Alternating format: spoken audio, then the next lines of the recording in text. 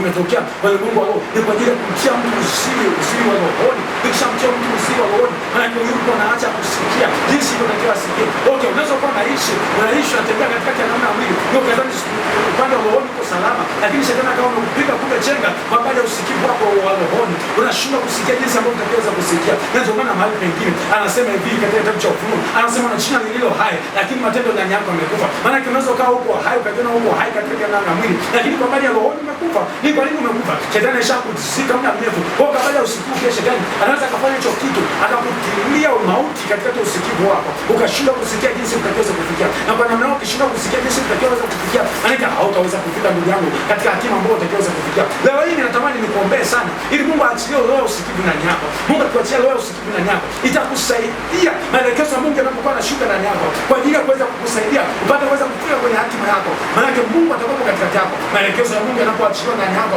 ama maelekezo ya Mungu ni neno la Mungu linachota ndani yako kwa ajili ya kukusogezea imani ili upate kuweza kufika maana unapoteza kufika. Maana yake utakuta usikivu wako umekaa uko tayari kupokea kitu ambacho Mungu alikuwa anakusemesha nacho. Lakini shetani atakapokuwa amekukamata ameshakualipia kwa habari usikivu wako, maana yake maelekezo ya Mungu yanapokuwa yanakuja kwa habari pengine hatima yako, pengine habari ya masomo yako, pengine kwa habari ya afya yako, shetani ameshakualipia kwa habari ya usikivu. Pengine umezisikia habari nyingi sana za Mungu zikisema kwamba Mungu huwa anaponya walio wagonjwa, lakini neno la usikivu lile la kuachilia imani ya uponyaji ndani yako limezuiliwa.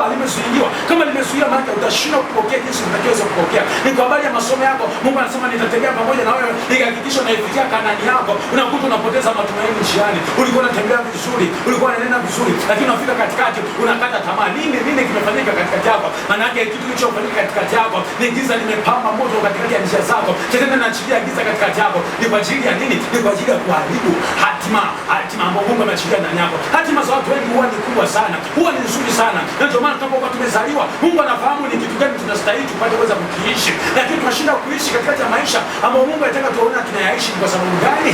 Ni kwa sababu shetani ameingia kazini kwa ajili ya kutilia giza. Anatia hili giza kwa ajili ya nini? Anatia uziwi kwa ajili ya nini? Tunashinda kulisikia neno la Mungu ambayo itakiwa lifanyike kuwa ni afya kwetu, kufanyika kuwa ni mbegu kwetu. Wengine wanahitaji kulisikia neno la faraja tu kwao, ya kwamba inatakiwa waanze safari ya kuanza kutumikia maono yao, lakini kwa sababu wameshindwa kulisikia neno la Mungu ambayo litakiwa liachilie kwao kwa habari ya kuanza kulisikia, kuanza kuyatumikia makusudi yao, wanajikuta wako pale, wanashindwa kupiga hatua. Ni kwa sababu gani? Shetani ameshaingilia kati, ameshatilia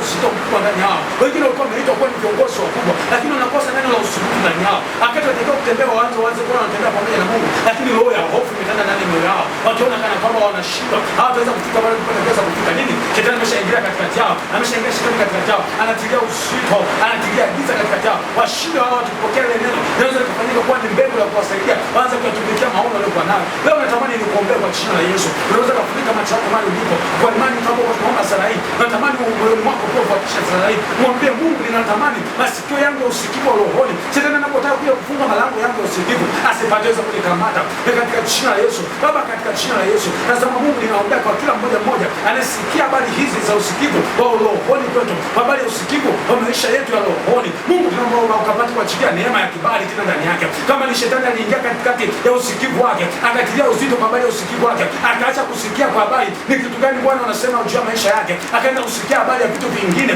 katika jina la Yesu leo ninaachilia uzima katikati yake, katikati ya usikivu wake, masikio yake akapata kufunguka, yakaanza kusikia maelekezo jinsi ilivyotakiwa apate kuweza kusikia, katika jina la Yesu, katika jina la Yesu. Kila vilivyokuwa vimekaa kwa habari ya usikivu wake, vilivyokuwa vimetilia uzito kwa habari ya usikivu wake katika ulimwengu wa roho, vikapate kuachia katika jina la Yesu. Hatima yake ikapate kuwa hai, hatima yake ikapate kuweza kuifikia, na njia zake Bwana zikapate kuongozwa na wewe, na njia zake Bwana zikapate kuongozwa na wewe katika jina la Yesu. Nikiomba maombi haya na kushukuru Mungu wangu aliye juu.